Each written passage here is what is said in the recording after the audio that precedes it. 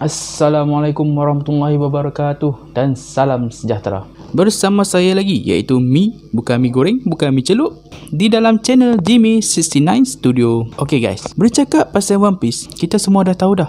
Ia adalah cerita penggembaraan seorang lanun bernama Monkey D. Luffy bersama nakama-nakama dia di dalam pencarian mencari harta karun legenda, iaitu Okey, hari ni aku nak ceritakan apa pasal satu benda ni ataupun salah satu sumber kekuatan lah kepada hero kita Luffy dan juga kebanyakan pahlawan-pahlawan yang terdapat di dalam dunia One Piece. Benda tu adalah tak lain tak bukan Akuma no Mi ataupun Devi Fruit ataupun dalam bahasa Melayu kita buah setan.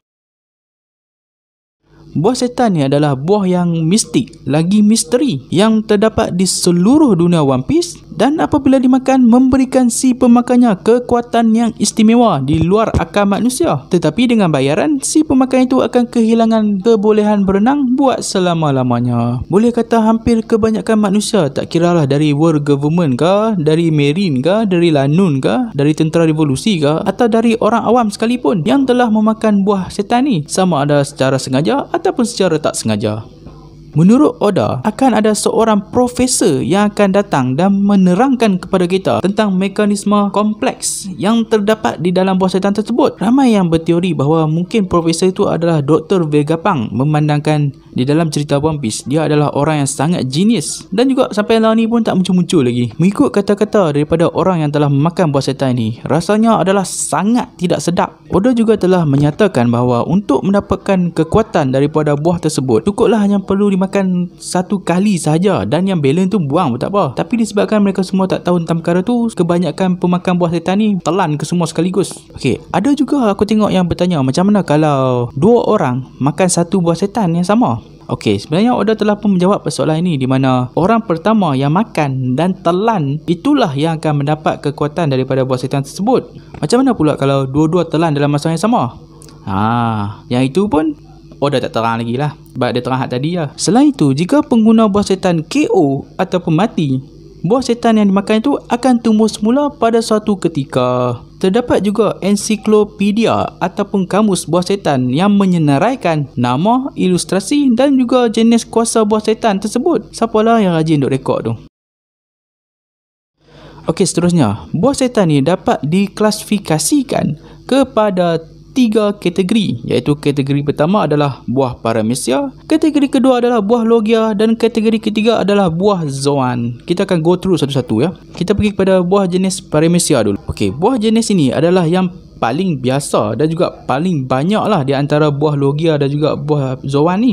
Kita ambil contoh lah, macam ada 10 biji buah setan dan juga akan ada 10 orang yang akan makan buah setan tu. Kemungkinan 7 daripadanya akan dapat kuasa buah paramecia dan balance tu akan dapat kuasa daripada logia ataupun zoan. Macam tu lah kot contoh dia. Nak abang main kata buah paramecia ni banyak lah, yang tu je. Buah jenis paramecia ni memberikan penggunanya kekuatan istimewa selain daripada kebolehan menggunakan kekuatan elemen dan juga berubah menjadi haiwan. Jenis-jenis kekuatan super yang diberikan oleh buah jenis paramecia ini kepada penggunanya adalah mengubah ciri-ciri badan pengguna menjadi seperti getah, benda tajam seperti pedang, licin dan juga lain-lain. Ada juga yang membolehkan penggunanya mengubah orang, objek ataupun persekitaran mereka melalui sentuhan, seperti mengubah orang menjadi anak patung, membuat orang ataupun benda melayang dan terapung di udara. Dan akhirnya ada juga beberapa pengguna yang dapat menghasilkan dan memanipulasikan bahan seperti menghasilkan lilin, racun, mochi dan lain-lain. Jenis kuasa ni nampak macam logia tapi sebenarnya bukan. Jangan tersilap ya. Kategori buah seterusnya adalah logia. Buah yang paling rare dan agak kuat berbanding buah paramecia dan juga zoan. Buah logia membolehkan penggunanya membuat, mengawal dan mengubah struktur tubuh badan mereka menjadi kuasa elemen seperti ais, api, lumpur, magma dan juga kilat dan lain-lain lagi. Dengan kebolehan mengubah struktur badan menjadi unsur elemen, membuatkan pengguna buah logia ni menjadi kebal terhadap apa jua serangan, terutamanya serangan fizikal, kecuali serangan yang digunakan haki dan juga daripada serangan batu laut. Jenis kategori buah yang terakhir iaitu zoan. Pengguna jenis buah zoan ni memperoleh kemampuan untuk mengubah menjadi menjadi haiwan.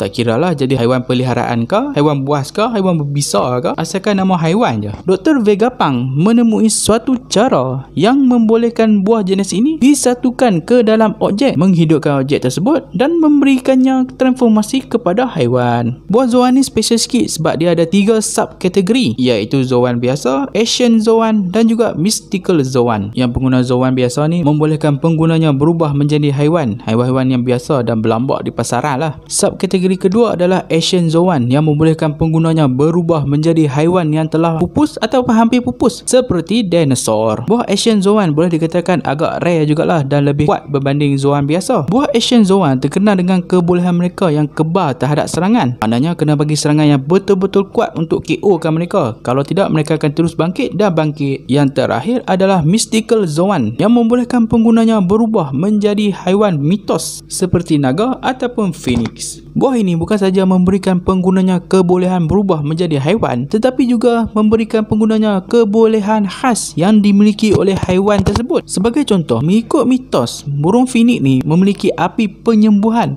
Yang api dekat badan Marco itulah api penyembuhan phoenix. Contoh lain, haiwan mitos bungsang berekor 9 mempunyai kemampuan untuk menyamar menjadi orang lain, dan kemampuan ini telah ditunjukkan oleh Katarina Devon yang merupakan pemakan buah mystical zoan Inu Inu Nomi model QB dengan berubah menjadi Absalom, sehingga si Moria pun boleh keliru. Sebab tu buah jenis mystical zoan ini dikatakan sangat rare dan lebih rare lagi daripada Logia. Zoan jenis lain cuma bagi kebolehan berubah menjadi haiwan je, tapi buah mystical zoan ni siap datang dengan package kebolehan istimewa lagi. Selain ditunjukkan boleh berubah kepada full haiwan, pengguna zoan juga boleh menggunakan hybrid mood. Macam ni lah hybrid mood. Mood untuk pertempuran. Mood ni jadi bentuk macam orang tetapi berwajah dan berkulit haiwan.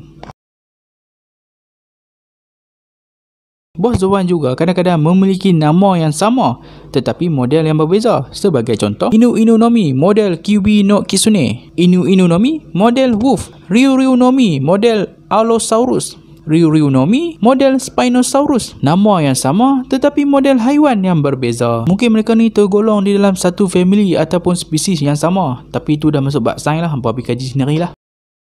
Terdapat satu level bagi kekuatan buah setan yang dipanggil sebagai awakening. Ianya sangat jarang berlaku dan tidak diketahui syarat apa yang diperlukan untuk memilikinya. Sama ada melalui latihan keras ataupun dibangkitkan melalui perasaan yang kuat, sama seperti geng Uchiha nak bangkitkan Sharingan tu. Setakat ini hanya ada 2 jenis buah saja yang ditunjukkan sudah memiliki awakening, iaitu buah jenis Paramecia dan juga buah jenis Zoan. Okay, kita pergi pada contoh jenis Zoan dulu. Untuk pengguna jenis Zoan, awakening memberikan kekuatan, ketahanan, kelajuan yang jauh lebih kuat daripada Zoan yang belum mencapai awakening lagi. Ini juga termasuk kuasa pemulihan yang sangat cepat dari biasa walaupun pengguna dalam keadaan tidak sedarkan diri.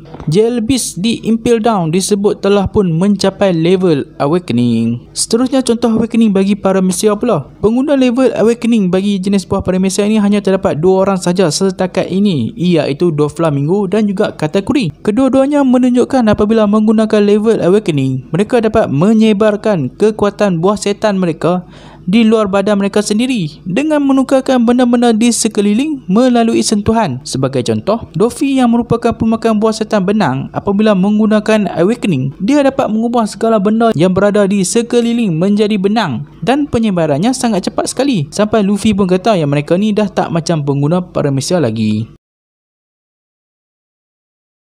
Seterusnya kita pergi kepada kelemahan pengguna buah setan. Kelemahan ketara yang ditunjukkan oleh pengguna buah setan adalah kelemahan terhadap air laut. Dengar khabar angin kata, laut sangat membenci dan juga reject pengguna buah setan, lalu menyebabkan mereka menjadi lemah dan tidak berdaya apabila tenggelam di dalam air. Dan disebabkan itulah pengguna buah setan kehilangan untuk berenang buat selama-lamanya. Oda juga menyatakan di dalam SBS bahawa pengguna buah setan lemah terhadap semua jenis air dan tidak terhad kepada air laut saja, termasuklah air laut laut putih yang terdapat di Skypia. Oda juga menjelaskan yang air yang bergerak seperti air hujan ataupun ombak tidak akan melemahkan pengguna buah setan, tetapi air yang duduk diam seperti air sungai, laut ataupun tasik, ya itu memang melemahkan pengguna buah setan. Selain itu, bagi bangsa fishmen yang memakan buah setan, mereka memang akan kehilangan kemampuan berenang, tetapi mereka masih lagi dapat bernafas di dalam air. Cumanya mereka tidak dapat bergerak sahaja disebabkan air laut melemahkan tubuh badan mereka. Kita ambil contoh seperti Jack lah. Bagi yang tidak tahu, Jack sebenarnya adalah merupakan seorang fully fishman, bukannya separuh-separuh, dan dia tidak mati walaupun tenggelam di dasar laut selepas diserang oleh Zunisha. Oda juga pernah sebut lagi di dalam SBS yang kalau pengguna buah setan ni air dah sampai ke pinggang, barulah badan mereka tidak boleh bergerak. Kalau bawah daripada pinggang, tu okey lah. Contoh seperti bawah Hancock yang tengah mandi, dan juga Luffy pun terjatuh di dalam kolam tu. Kalau tengok kat situ, mereka tak ada apa-apa pun sebab air tak sampai parah pinggang. Selain itu, pengguna buah setan juga boleh menjadi lemah jika terkena satu benda ni, iaitu batu laut yang mempunyai ciri-ciri seperti air laut sendiri. Ia diciptakan di negara Wano dan dieksport ke negara-negara luar. Marine adalah pengguna terbesar batu laut dengan mencipta pada senjata, membuat gari batu laut khas untuk menangkap pengguna buah setan. Okey, itu sajalah video untuk kali ini. Kalau hampa semua suka video ni, boleh like, subscribe dan share ataupun komen kat bawah. Okey, kita berjumpa lagi di video akan datang. Bye. Assalamualaikum warahmatullahi wabarakatuh.